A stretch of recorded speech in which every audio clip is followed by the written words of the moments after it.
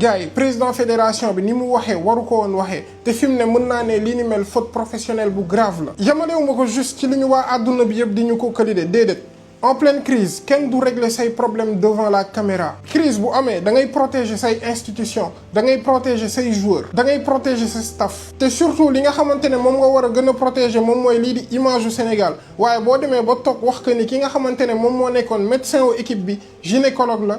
foofu ça pose problème te li si gën a grave mooy que ni la concerné si jim boppam génn na wax que ni moom nekkul gynécologue kese ndax moom am na diplôme nécessaire yi permettre pour mu nekk médecin wu équipe bi te li ci gën a grave mooy que ni sénégalais yëpp ñu ngi koy wax na plainte pour diffamation imagine fi ñu toll. conférence de presse boo xamante ne dafa waroon ñëw pour dalal xelu sénégalais yi pour xamal sénégalais yi que ni ñi ngeen jox mbir mi dinañ ko gérer ni mu waree. déedéet conférence de presse boo xamante ne dañ ko def pour trouver benn coupable bu idéal.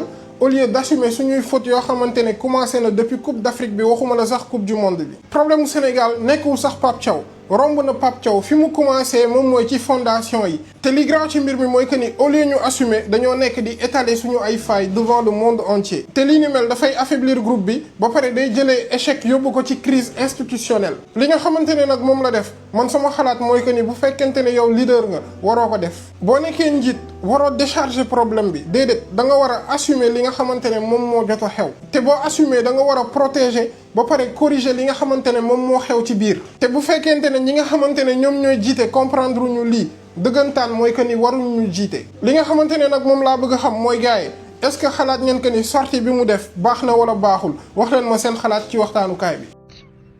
bu ngeen demee ba yóbbu ñu gynécologue kay en tant que médecin pour équipe nationale du Sénégal mënoon nañoo defal planning ci camp yi rek mënoon nañoo defal planning de comme ça ñu bañ a encaisse dëgg yàlla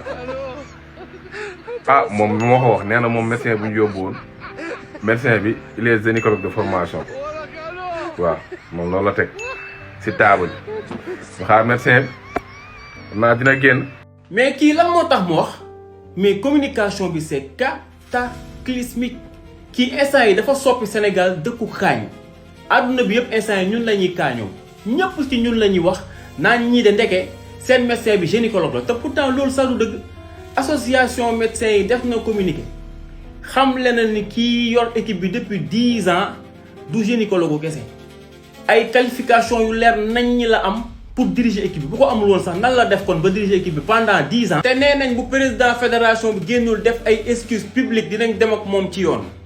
dafa am yoo xam ne sax dafa jarul wax yow bu fekkee ni doyu la waroon nga ko xam balaa ngaa dem bu dee compétent nga dàq ko balaa ngaa dem mais nga dem ba foofu ba ñibbisiwaat di ko wax nii publiquement ba àdduna bi yëpp duñu kaañoo. conférence de presse bi moom mënoon na ñàkk parce que conférence de presse bii ngeen def moom da ngeen a doggali seen bopp yow nga fekk coow luy tàkk jëppét ñu ne la kaay nga fay coow li nga ñëw sotti si pétrole ba mu ne jëppét yow lekk nga coow de.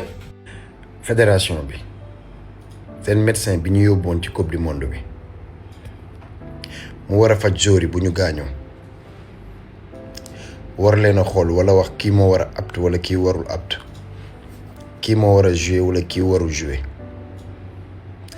médecin boobu ñu yaakaaroon ni mooy faj joueur yi gynécologue la.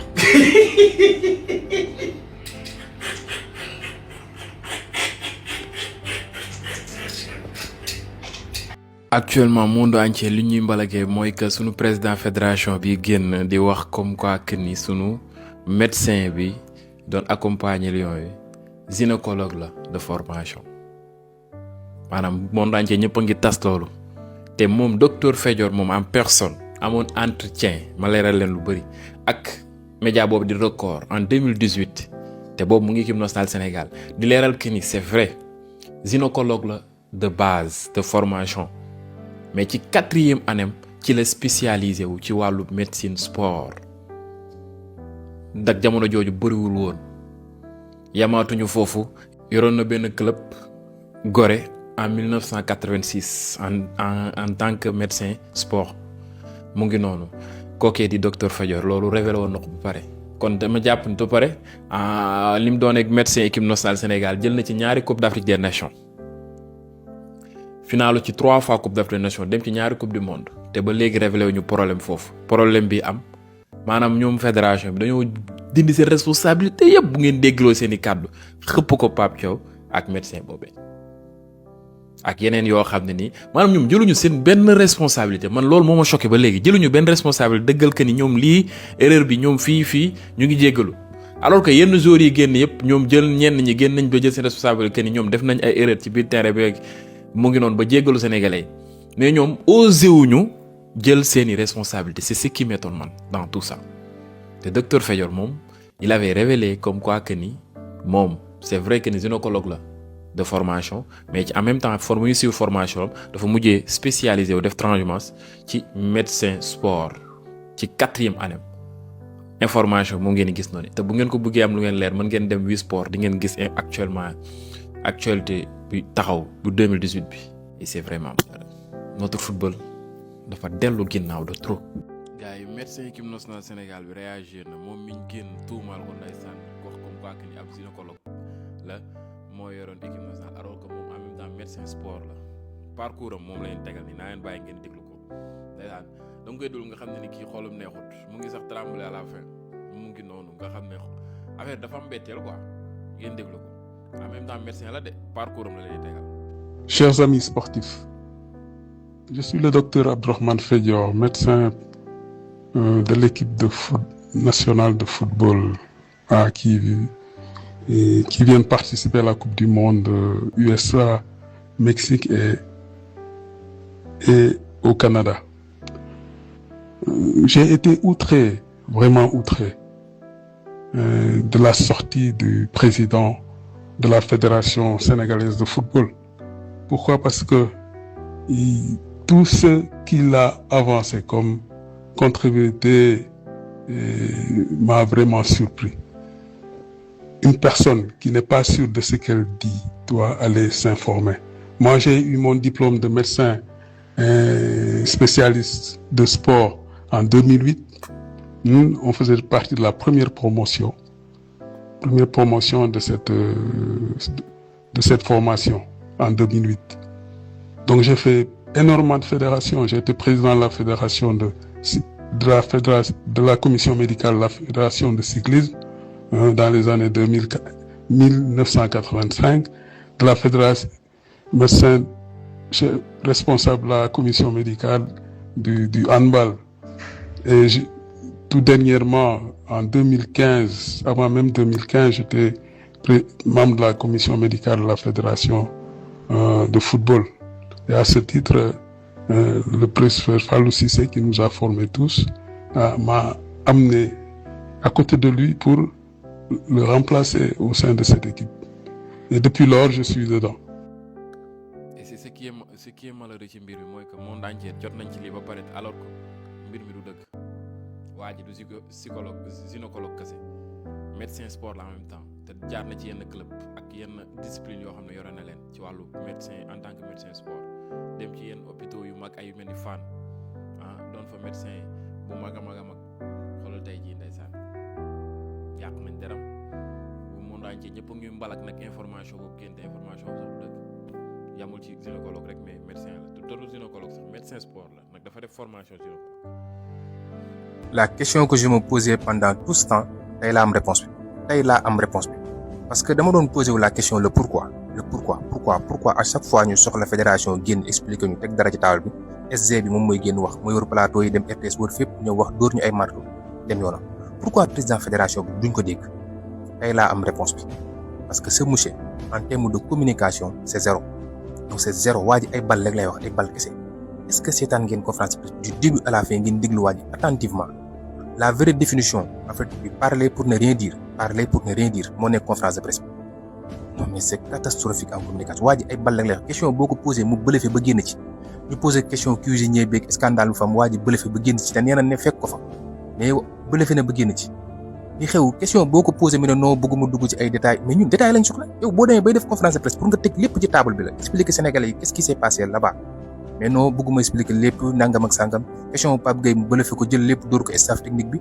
daal di affirmer que ni équipe bi am na problème mais bëgguma dugg ci détail te yow da nga dem def conférence presse pour détail ñun lañ soxla te détail li ci gën a garaaw gis nga si ça concerne le cas de Pape Thiaw dañ lay expliquer détail par détail duñ bàyyi dara bu dee Pape Thiaw détail par détail la ñuy expliquer duñ ci bàyyi dara mais bu dee ñoom lu leen concerné ñu ne non bëgguma dugg ci détail yi mënuma wax lépp mais affaire mu nekk ñaari version yoo xamante ni bu dee bee da ngay dugg ci détails lépp expliquer Sénégal li ci xew lépp mais bu dee yéen la concerné non bëgguma dugg si ay détails bëgguma kii bëgguma c'est catastrophique ñii lan la ñu jàppee en fait sorti Bakary Cissé bi sorti SG bi sorti président fédération bi li nga ciy jàngat mooy ñii considéré wuñ Sénégal en fait considéré wuñ Sénégalais yi quoi te dof la ñu jàppee ñoom ñooy nante yi ñoom ñooy tête yi ñun ay tête vide lañ noonu ñuy doy na nag quoi franchement parler doy na basta ñii nañ fi teg suñu football ñu dem seen marto yi ngeen ñi bëgg a dóor moo dalul sorti président fédération bi mënoon naa ñàkk à vrai dire mënoon na ñàkk maanaam ñoom sorti bi yëpp c'était pour leeral ñu lu ci bëri ci Pape Thiaw leeral ñu tout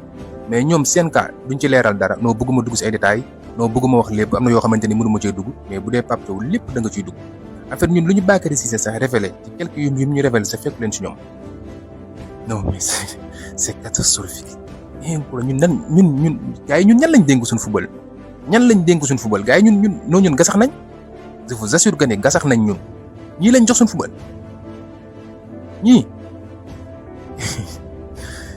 gars yi boo leen jullee bu leen fàttee defar équipe nationale ay dog football Sénégal boo leen jullee bu leen ko fàtte ci ñaan football Sénégal soxla nay ñaan de man instant bii gars yi man mbir yi dama ciy bëgg a pare quoi parce que xamatoo kan mooy kan xamatoo lan mooy dëgg ak lan moo dul dëgg très franchement. fédération bi génn nañ jël nañ lépp këpp ci kaw Pape Thiaw ñu ni deeta waaye ñu génn ni ñu médecin équipe nationale bi xaw ma gynécologue la ca gis nga ko waa ASM ñu ngi nii association sénégalaise de médecins du sport génn nañ wax ni waa ji gynécologue la mais spécialisé wu na ci côté sport. yàgg na def na 10 ans plus de 10 ans ci équipe nationale xam nga nekk na xaw ma représentant xaw ma CAF yu bëree bëri moom génn na wax association bi ñoo génn apporté ko seen soutien indi ci ay leeral kon ça veut dire la fédération wax ñoom démenti nañ ko léegi lan mooy dëgg ak lan moo nekkul dëgg.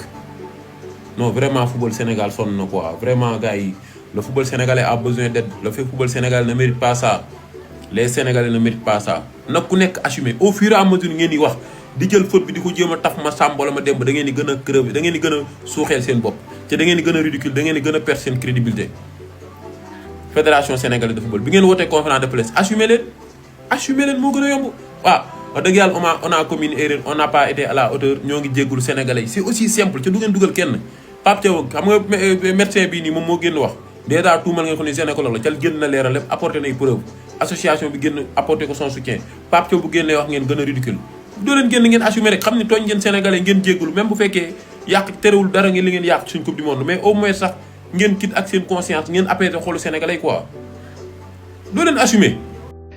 Bonsoir la team nuyu naa leen en fait Ablaye Fall tu as complètement passé à côté Ablaye Fall sa communication bi leerul de sa communication bi non c'est pas fluide waxoo fi dara y a beaucoup de non-dits te non-dits yooyu noonu tant que mi ngi dem jarul sax ngeen dem Coupe d'Afrique jarul ngeen dem de parce que yéen seen problème yi nii yëpp am ci tanière bi ça a duré li ku ko xool xam ne du problème mu benn weer du problème mu ñaari weer encore yow bi Pape Thiaw génnee jógee Maroc ci CAN bi tu avais combien de temps pour régler les histoires de contrat janvier, février, mars, avril, mai. 5 mois. Vous avez 5 mois pour régler ces histoires de contrat. Qu'on se dise la vérité. ñun Pape Thiaw wax nañ ko lu ne parce que Pape Thiaw moom tamit def na erreur. yéen responsabilité bi ñu leen jox xamu leen par rapport ak seen nawle yi su ngeen demee Côte d'Ivoire su ngeen demee Maroc Algérie les autres pays responsabilité yi ñu leen jox ñoom xam nañ ko mais yéen responsabilité yi ñu leen jox yéen xamu leen ko. parce que en tant que président de fédération problème su amee sax yow mënoo ko régler tu n'es pas capable de régler les détails parce que lii ay détails la ay xëccoo ay poste ay Pape Thiaw kii dama ko soxla kii dafa war a nekk sama wet kii dafa ma war a jàppale yaag Ablaye Sow kenn xamul ndax kii mooy président wala kii mooy secrétaire bi El Hadj Diouf dafa bëri parfois damay gis nit di wax moroom nitam naan ko baal wax ci mbooloo mais bu fekkee am na kenn ku war a bàyyi wax ci mbooloo mooy suñu président fédération bii nii En fait, il y a des gens, ils ne sont pas faits pour diriger quelque chose. Déjà, du coup, ils dirigent parce qu'en quelque sorte, nous avons dirigé le football au Sénégal. Même si c'est les autres les fautifs, il y a un président de la Fédération sénégalaise de football, il y a un guide. Il y a un guide, protéger les gens, faire une image. Mais pas de les salir, pas de les dougal sa bopp, dougal à le Sénégal, gëna yakati suñu der. En fait, conférence de presse bi suma ko jox ben titre moy rejeter la faute sur les autres, cadre fi, médecin bi fi, Pape Thiaw fi. Mom néna médecin Sénégal bi gynécologue et ça fait 10 ans mu ngi ci biir fédération. Et d'ailleurs même c'est démenti par le médecin. Et après même bu nekkon deug la, mom ça fait 10 ans mu ngi ci biir fédération bi, ça fait 10 ans mu ngi faj jouri, ça fait 10 ans problème amul, tay problème am rek nga génn wax li wër ñu ci aduna bi yak suñu der pour zéro. Et Pape Thiaw daf ma doon jox classement bi et si ñaari match yi joxuma classement mais loolu c'est pas forcé, c'est lui le coach. Léegi yow bu la joxee classement bi qu'est-ce que tu vas faire? Da nga koy changer tactique wala da nga ko naan joueur bi ak joueur bi moo war a football. En fait yow da nga ñëwoon pour setal sa bopp jël faute bi yëpp présenté ko si ñeneen ñi mais da nga gën a dugal sa bopp. En tout cas li nekk di xew nii comme ni ko Kalidou Koulibaly waxee rek on est en train de nous ridiculiser. ñu ngi nekk di ridiculiser suñu bopp di ridiculiser suñu réew si zéro nii. Vraiment Sénégal ne mérite pas ça et c'est triste. Et comment ça un gynécologue les gars? Donc là, le Sénégal finalise la dernière CAN, l'une des plus grandes nations africaines du moment. Ils ont été à la Coupe du Monde avec un gynécologue qui leur servait de médecin sportif. C'est quoi cette histoire, les gars? Il y avait un joueur du Sénégal qui était enceinte ou quoi? C'est comment? Non mais je suis désolé les gars, je suis désolé les frères. Mais je vous dis, hein, tu me ramènes un cardiologue, tu ramènes un orthopédiste, tu ramènes... Même, je vous dis, même un dentiste, ça m'aurait pas choqué. Gynécologue? Mais comment vous voulez que juste derrière, l'Afrique soit prise au sérieux? Juste derrière. Je vous pose la question. Comment vous voulez que juste derrière, là maintenant, les gens vont se dire, ah ouais, donc là c'est le Sénégal, une des meilleures nations africaines du moment, finalise la dernière CAN. Leur médecin, c'est un gynécologue de formation. Vous imaginez ce qu'ils vont se dire les gens? Ils vont dire ça va être quoi du côté du Mali, du côté du Burkina Faso, du côté de tous ces pays-là. Alors oui, vous allez me dire non, mais c'est pas un gynécologue, c'est un gynécologue de formation, mais voilà, il est formé aussi dans le sport, etc. D'accord, pas de problème. Mais les frères, on sait très bien comment ça se passe au Sénégal. On sait que le Sénégal, au niveau médical, c'est une référence en Afrique. Qu'on le veuille ou non, c'est une réalité, c'est une référence en Afrique. Vous allez me dire que t'as pas la possibilité d'avoir un vrai médecin du sport qui a tout travaillé toute sa vie dans le sport. Que tu peux pas avoir autre chose qu'un médecin qui a fait la moitié de sa carrière à faire accoucher des femmes enceintes. Je vous pose la question, les gars, mais il y a comment que ça choque, en fait? En fait, moi, c'est pas petit loin à l'école, hein. Donc, il y a des problèmes de vue pour bien lire. Qui a écrit ça, là? Parce que c'est vrai, souvent, on est ici, on n'a rien à faire. C'est pas pour autant que vous allez nous envoyer du n'importe quoi. Qui a écrit ça, là? Parce que je ne vais pas comprendre. Normalement, un médecin, c'est pour masser les endroits où le joueur a joué. Voilà, pour masser, pour détendre les nerfs. Mais un gynécologue là-haut, c'est pour masser quoi?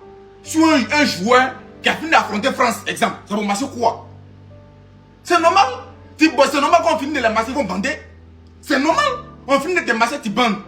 Quelqu'un qui est censé masser un autre coin va venir te masser sur tes cuisses. C'est normal, le joueur va bander. Il va confondre le ballon et puis autre chose pour marquer un but. C'est normal. Qui fait ça? Qui a écrit ça là? Allez-y en profondeur, c'est très important. N'acceptons pas de n'importe quoi. Les staff africains, vous avez un problème aussi. Parce que moi, je n'arrive pas à comprendre. Quand Pape Gueye parlait du staff, c'est-à-dire qu'il entraînait et puis son groupe là, il parlait de quoi au juste? Demandez-le bien, c'est quoi? Parce que ça là, moi, il n'avale pas. Moi, il ne peut pas cautionner ça là. Il ne peut pas accepter ça là. Moi, je supporte le Sénégal. Il y a misé sur le Sénégal. Il y a mon agent qui est en jeu. Qui a écrit ça là? Écoute, non, c'est une dingue. Le médecin titulaire. J'ai jamais entendu ça de ma vie. Il n'a pas le profil académique pour accompagner nos athlètes. Et ça aussi, c'est quelque chose que j'ai découvert tardivement. Écoutez. Hein. Parce que le docteur Fédior, c'est un gynécologue de formation. Mais wesh, dites-moi que c'est une blague. Le médecin de l'équipe du Sénégal, c'est un gynécologue. Alors, attention, est-ce qu'il dit ça pour le faire sauter? Parce qu'apparemment, jusqu'ici, ça ne dérangeait pas. Est-ce que c'est vrai ou pas? Je sais pas, mais c'est une dinguerie, cette histoire-là. Chers amis sportifs, je suis le docteur Abdourahmane Fédior, médecin de l'équipe nationale de football à qui et qui viennent participer à la Coupe du Monde USA, Mexique et au Canada. J'ai été outré, vraiment outré, de la sortie du président de la Fédération sénégalaise de football. Pourquoi? Parce que tout ce qu'il a avancé comme contribué m'a vraiment surpris. Une personne qui n'est pas sûre de ce qu'elle dit doit aller s'informer. Moi, j'ai eu mon diplôme de médecin spécialiste de sport en 2008. On faisait partie de la première promotion de cette formation en 2008.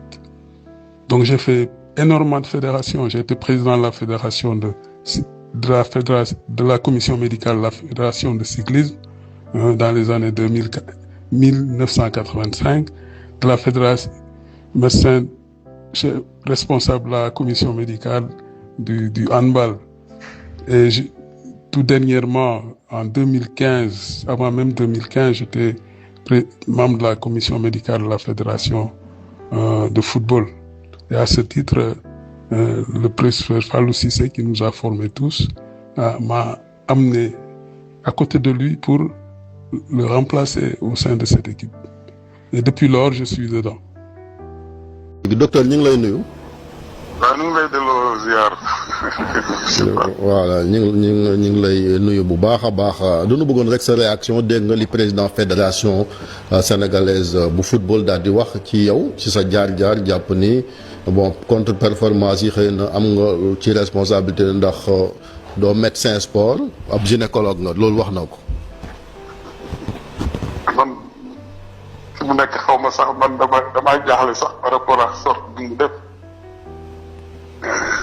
parce que nit bu xamul day dem gëstu yi pour mën a wax yenn firnde yi donc li mu wax suñu association sénégalaise de médecine du sport boo xam ne moom mooy entité bi nga xam ne moo regroupé médecins sport Sénégal yëpp wax na ci génn na ci démb communiqué donc du ma historique trop parce que nit buy wax day wax dëgg bien boo xamul tamit boo mënul wax dëgg nga dem laajte mu wóor la li ngay wax ndax loolu la wala déet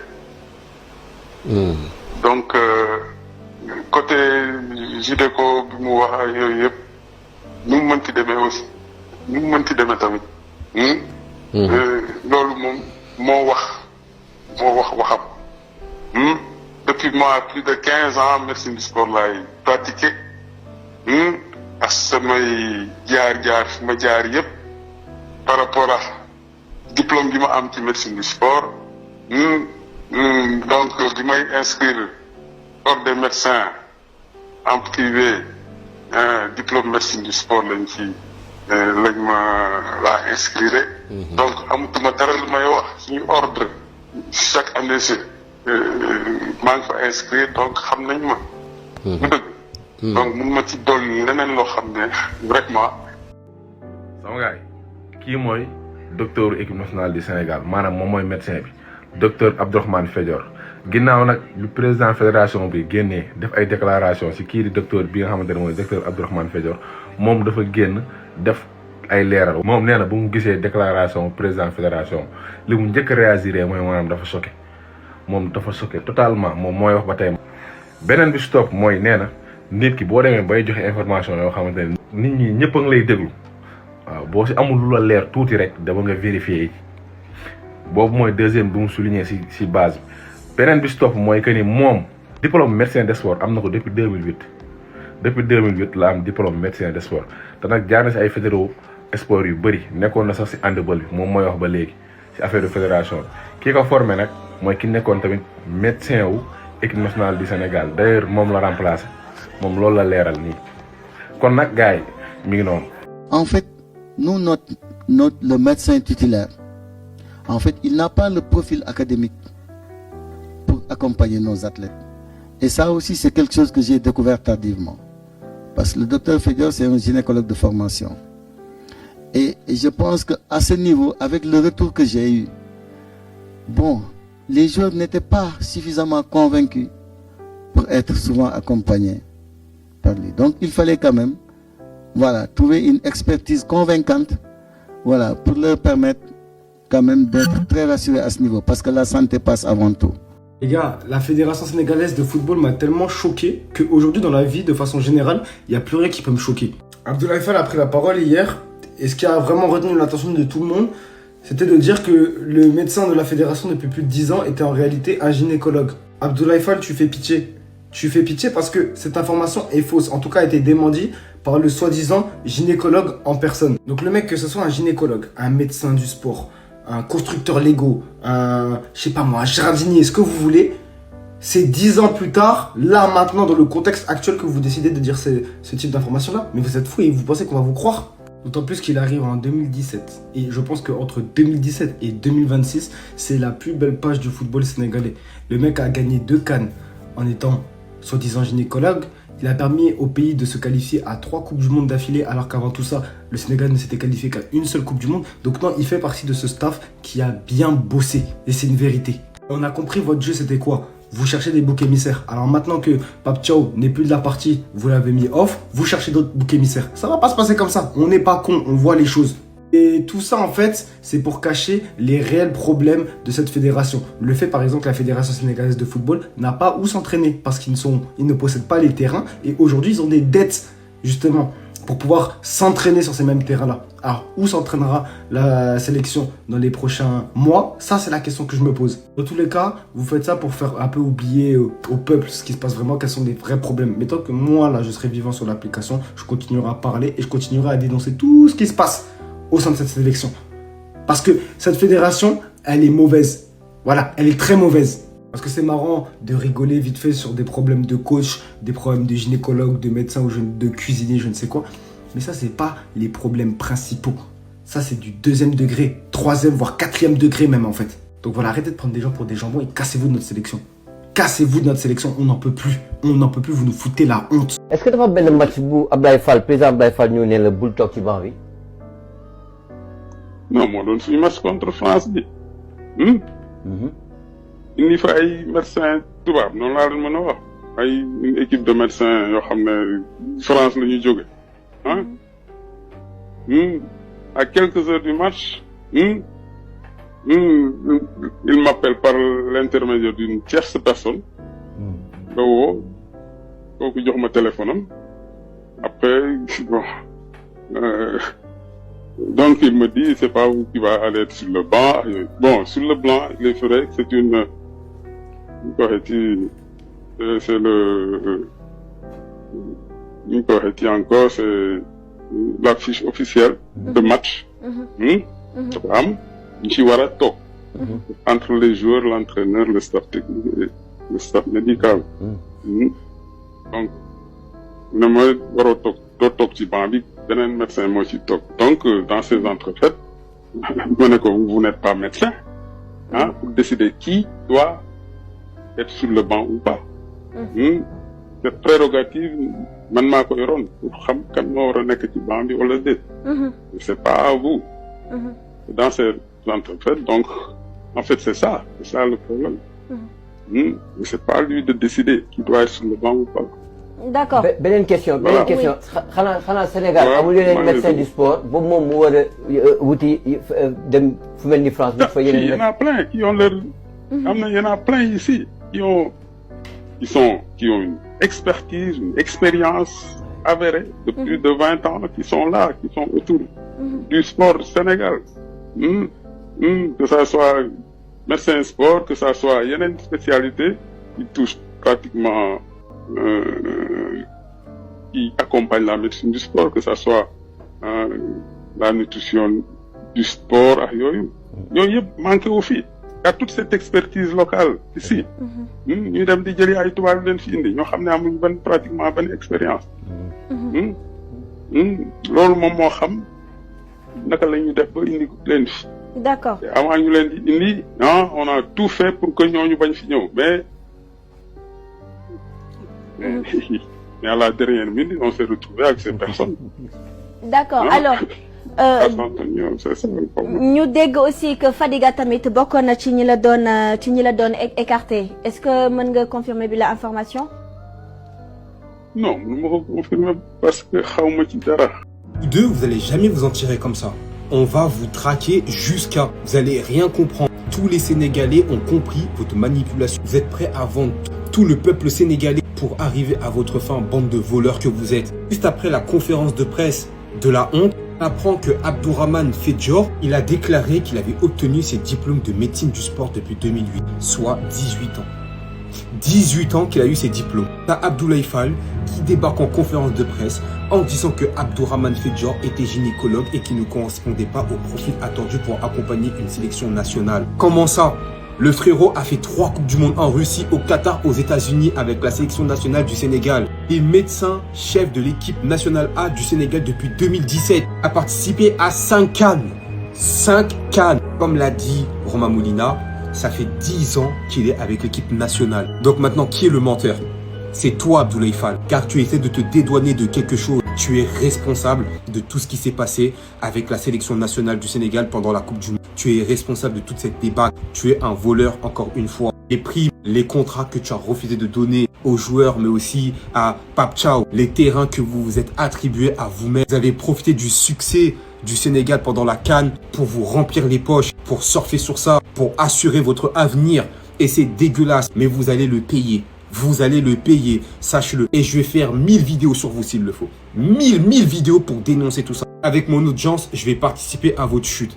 Tous les jours, si vous faites une vidéo pour vous dégager de cette sélection nationale, je vais le faire. Et ça, je le fais pour l'amour de mon pays, pour l'amour pour le Sénégal. Sachez-le. Et aussi pour le football sénégalais, afin qu'il puisse se développer dans les meilleures conditions possibles. En tout cas, vous dites-moi ce que vous pensez, mais ne tombez pas dans le panneau.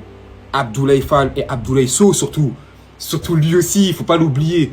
Ce sont des menteurs et manipulateurs. Sur ce, les gars, on reste branchés. Peace. L'équipe, le président de la Fédération sénégalaise de football a donné une conférence de presse aujourd'hui. Vous allez être choqués de ce qu'il nous avance. Le médecin titulaire. Ouais, qu'est-ce qu'il a, le médecin? Il n'a pas le profil académique. Ah bon? Pour accompagner nos athlètes. C'est-à-dire? Et ça aussi, c'est quelque chose que j'ai découvert tardivement. Parce que le docteur Fedjor, c'est un gynécologue de formation. C'est pas vrai. C'est pas possible. Donc en fait, le médecin de ces joueurs, c'est un gynécologue. Le kiné, c'est quoi? Un vétérinaire? L'ostéopathe, c'est un artisan boulanger? On vous dire à quel point la fédération est incompétente. Ça fait 10 ans que le gynécologue, il en a parlé. Si on fait des recherches, on le voit. Ils sont nuls. Non, et puis c'est pas fini. Il y a encore d'autres déclarations. Il nous apprend que le chef cuisinier, s'il a été renvoyé au pays, c'est parce qu'il a été accusé d'harcèlement. Harcèlement sexuel. Il n'y a rien de prouvé, hein. C'est une accusation. C'est quoi cette équipe? Qu'est-ce qui s'est passé à la fédération? Pape Thiaw, c'est le président du Sénégal qui l'a contacté et qui lui a dit « Va à la Coupe du Monde » parce qu'il ne voulait pas partir, il n'avait pas signé son contrat, il voulait une revalorisation salariale. De base, il était payé 30 000 €. Il a demandé une revalorisation à l'auteur de 77 000. Allez vérifier si vous ne croyez pas et que vous dites que c'est une fake news encore. Toute la compétition, j'en ai pas parlé parce que tout le monde disait que c'était faux. Là, le président de la Fédé, il a mis les choses au point. C'est choquant. En vrai, c'est choquant. Au-delà de la vanne, au-delà du fait que c'est un peu risible de lire ce genre de choses, tu comprends en fait pourquoi le Sénégal, ils sont pas allés loin dans la compétition. C'est parce qu'ils sont mal gérés.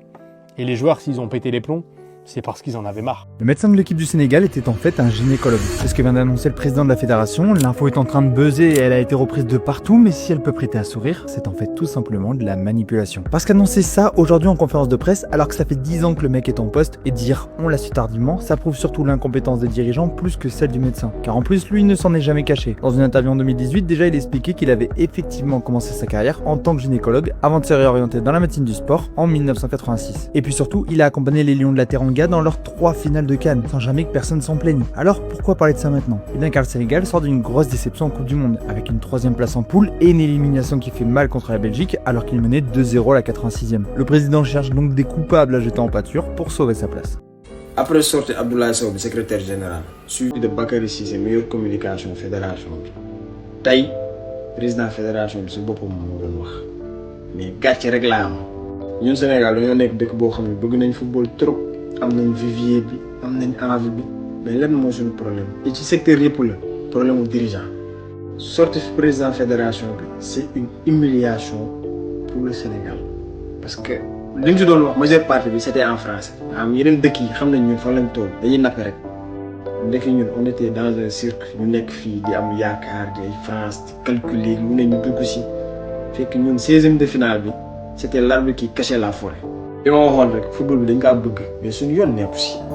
Il y a eu 3 sorties du membre comité exécutif fédération bi mais ba tey Pape Thiaw la ñu wax waxuñu benn point boo xam ne c'est la fédération qui a fauté maanaam ñoom daal le problème c'est les autres te man bi ma si gën a métti mooy kaawu docteur Fédior qui fi def plus de 10 ans nga génn ne gynéco la et il a fait 3 fois finale de CAN 2 coupes du monde te moom nekkoon na trésorier général fédération bi ba tey mësul xam loolu ñaa boo xam ne dafa nekkoon gynéco jusqu'à sa 4e année après mu choisir def médecine sport amul ko yàqalu ko dara si li ma amoon compétence gynéco et depuis 1986 mi ngi ci domaine bi moo yoroon US Gorée 1986 la yoroon US Gorée étant médecin sport mais nee nañ warul après mu génn météo bi nag di bombarder lépp ci Pape Thiaw premièrement mu ne joueurs yu bëri dañu am benn influence ci kaw sélectionneur bi ba yenn décision dañ ko doon jël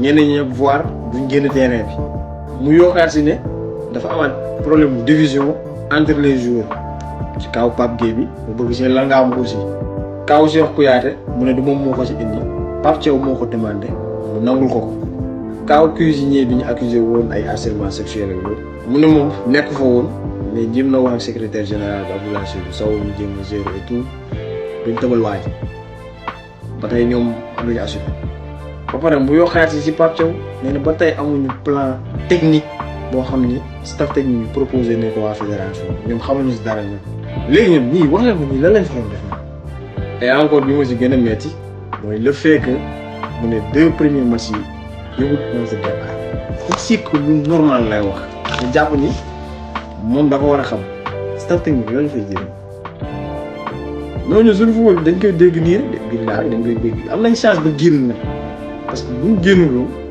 ça serait beaucoup plus difficile pour les Sénégalais mais comme lii am na ci c'est un mal très nécessaire et bu ñu xoolee problème bu ñu énuméré nii yëpp c'est pour endosser ko ci ndodd Pape Thiaw ñoom ba tey assumé wuñu ne benn faille bii fédération bi moo ko def je suis désolé de le dire mais cette fédération bi ñu de jour en jour dañu nar a tardé suñu progression y a de l'amateurisme partout discours yi bëri na y a rien de cohérent et ce qui est encore pire mooy bu fi Augustin nekkee ñëpp ñu doon casse que non on devait changer on doit avancer yàgg na alors que c'était le pire qui nous attendait Allah. Et dans cette situation même vous amenez Pep Guardiola day daw bàyyi fi équipe parce que li Pape Thiaw muñ ci situation bii nii amul benn coach étranger bu koy def.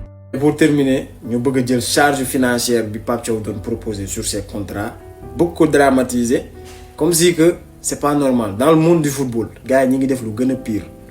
Petrovic moo nekk coach Algérie il a empoché plus de 3 milliards de salaire jegewuñu ko sax ñun ñu nekk fii di casse parce que bëgg nañ dramatiser que ni coach bi il a fait de mauvaises performances faa ñu jël ci xaalis bi taxalee ko pour que sénégalais ne ah waa ji faudra qu'il parte lépp lañ bëgg jël sëf ko ko.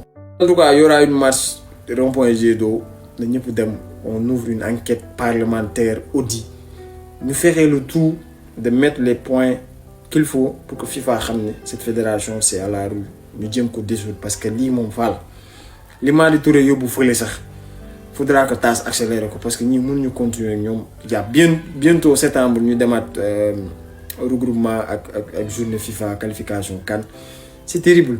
léegi wax ji leer na association des médecins sportifs Sénégal fii weddi nañ di président fédération sénégalaise wax ci kookee di médecin équipe nationale Sénégal nee la mu wax teguñ ko fenn médecin boobu noonu yamul ci gynécologue rek def na formation gynécologue mais aussi médecin la naka nga sànq maa ngi doon leeral comme quoi que moom wax na ne 4e année si la spécialisé ci wàllu médecine sportif médecin la ba pare am na parcours bu rafet bu riche. doonoon na ancien médecin chef du département kinésithérapie foofee ca hôpital Fann. doon médecin football natation cyclisme ak handball yamaatuñ foofu doonoon médecin chef équipe nationale Sénégal li ko dalee 2017 ba ni ñu toll nii jamono ñu toll nii presque 10 ans mu def ci lu tolloog 5 CAN ak 3 coupe du monde jël ci 2 CAN dem ci benn dem ci benn 8e de finale coupe du monde ak benn 16e de finale coupe du monde. boobu national la mais ci côté international doon na officier médical bu CAF ak bu FIFA depuis plusieurs années laa wax de. assuré aussi coordination médicalu maanaam rencontre yu bëri international moo xam mu ngi noonu tey jii échec bi am ñu dóor ko ci kaw association des médecins sportifs yi ñoom génn nañ ba démentir que ni li président fédération bi kii médecin la ci wàllu sport te yor na ay club bu mel ni US Gorée tamit yoroon na ko en tant que médecin sport ak yeneen yoo xam ne mënu ma koo lim fii ñoom def nañ seen liste bu gudd CV docteur bi que ni yamul ci doon gynécologue rek mais médecin la en même temps. léegi nag lan moo amoon importance su génnee information boobu monde entier ñëpp dañu ko mbalagee monde entier actuellement ñu koy mbalagee importance su génnee information bi laa bëggoon xam uniquement ngir bëgg lu neex sénégalais ngir jël responsabilité teg ko sa ndodd dóor ko ci kaw médecin beeg Pape Thiaw. et c'est vraiment malheureux monde entier ñëpp ivoiriens yi marocains yi ñëpp ak ñuy mbalak ku ne ngi taf photo boobu di def vidéo di ñu kaañ ce médecin là ne mérite pas ça dafa am ay njaboot ak lim rayante ngir Sénégal demoon na ba joueurs yi ndeysaan bu ñu daan def seen discours sax dañu koy remercier tey jii moom lañ teg lii quoi lépp ak sunu fédération vraiment li gàcce la vraiment. képp ku bëgg a jàng rek mën ngaa woote si numéro. képp koo xam ne gis na sama vidéo bi dama ko tasaareel kéem kàttanam ngir mu mën a daj Sénégal ba ñi nga xamante ni bëgg nañ seen doom jàng ñu gaaw woote ci numéro bi nga xam ne joxe nañ ko incha allah képp ku ma ko partageel maa ngi ñaan yàlla sunu borom subhanahu wa taala mu xéewale la doom ju mokkal alxuraanu karim barkeeb alxuraan. may ñu ko rek di cliquer ci abonné ba lu xew ñu mën leen ci alerter ñu yëg ko bokk ci ñu koy teel a yëg kon nii nu mu tuuti xanaa ñu war a mën a romb 70 000 80 000 wala sax 100 000 abonnés kon may delluwaat rek fi ma doon doore jàppaleen ci ndax chaîne bi seen chaîne la